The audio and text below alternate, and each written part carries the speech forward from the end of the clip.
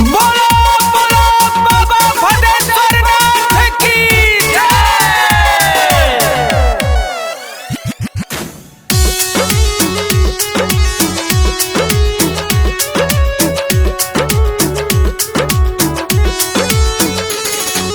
जब से लगल बा महीना सावन, भोल के धमवा लागे पावन।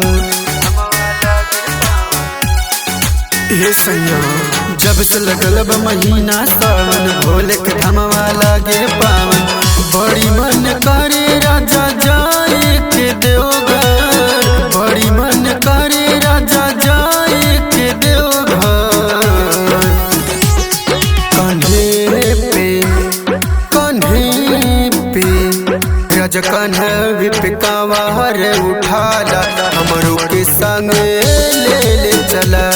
राजा कन्हवी पे कांवर उठाला, हमरो के संग ले चला।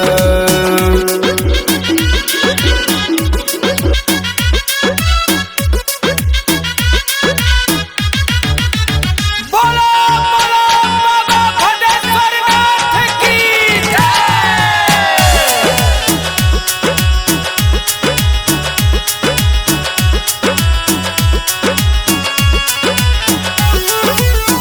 भोले के देवघर जाके जलवा चढ़ाई, बाबा के आशीष से लइका खिलाई। हाँ, भोले के देवघर जाके जलवा चढ़ाई, बाबा के आशीष से लइका खिलाई।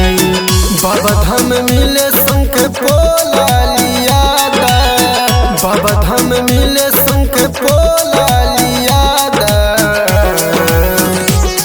कंवर में फिर कंवर में गंगा जल भरल, हमरो के संग ले चला। राजा कंवर में गंगा जल भरल, हमरो के संग ले चला।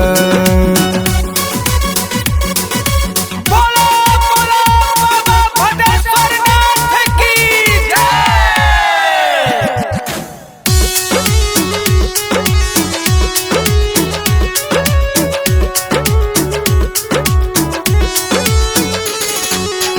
हसमत सैया कृपा बाबा के होई, अर्चित वरवती जानी सब कोई।